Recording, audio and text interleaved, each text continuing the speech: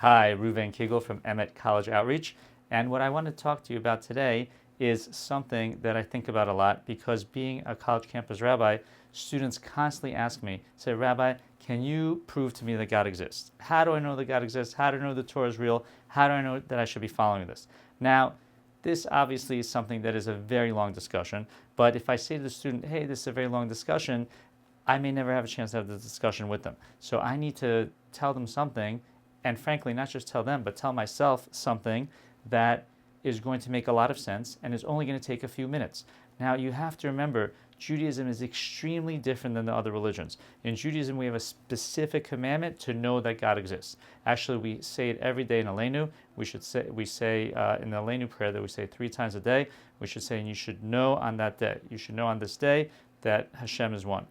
And now, so know is not blind faith. No is not I think. No is not my great-grandmother's grandmother I think told me. No is to know, K-N-O-W, to really know that God exists in a way that you can explain it to someone, and more importantly, in a way that you can explain it to yourself. So I'm going to share with you what I tell students, and usually when I meet students, they're between classes, they're running here, they're running there, their cell phone is calling them, they're getting 5 million text messages, so I have about 1 or 2 minutes to tell them exactly how I'm so sure that God exists. So I want to share it with you, and let's see if it can make a difference in our lives. So now, the first thing I say, if I'm going to be asked, how do I know God exists? The first thing I say is because the world is here, right? The world, the universe, the fact that we have such an amazing, huge universe that's comprised of somewhere between 100 to 500 billion galaxies the size of our Milky Way. I mean, that's enormous, and everything is functioning so well, and all the spheres and everything are staying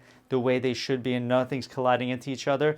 Now, that requires for sure that there's a creator, right? It cannot be. You would not even believe me that if I told you a pen just came into its own without any creator after millions of years, you wouldn't believe me. So certainly our universe could not have come into existence on its own. It's finite, and anything finite requires a creator that's infinite.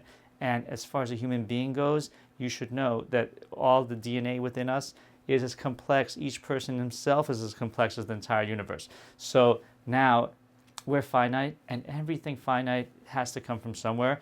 And where does it come from? From an infinite being. And that infinite being is what we call Hashem. So that's the first thing I tell students, that I know that there's a God because the world exists. And if the world exists, since it's finite, it had to get here somehow, i.e. an infinite being that we call Hashem. Now, the second thing I say is, how do I know that God exists? Because the Jews are still here. We are the only nation that have been around for 3,400 years, that other nations are constantly trying to kill, that have been kicked off our land not once but twice just to get it back.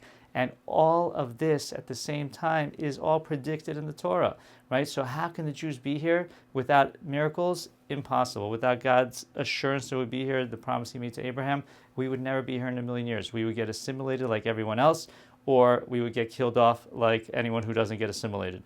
But we're still here, and not only we're still here, but wherever we go, we are thriving. We're not always thriving when we get there, but eventually we wind up thriving. We wind up being at the top of society in politics, money, everything. Why?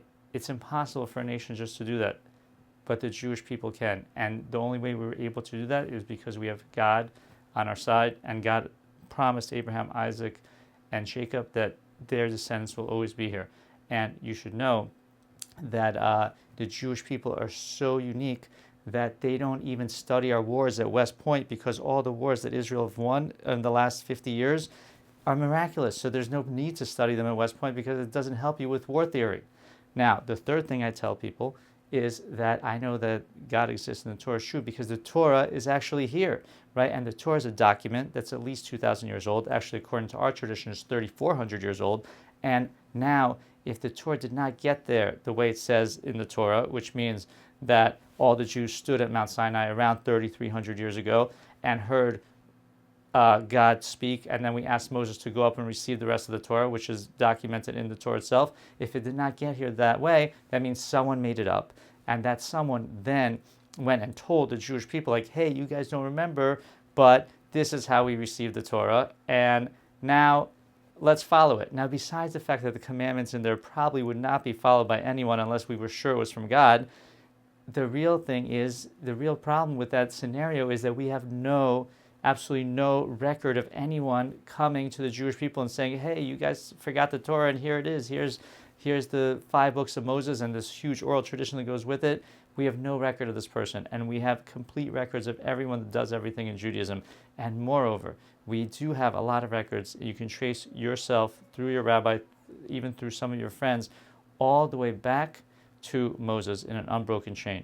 So if you think about those 3 things, the fact that the world is here, the fact that the Jews are here, and the fact that the Torah is here, it's a pretty good case that God exists and God is the one that gave it all to us. Thank you.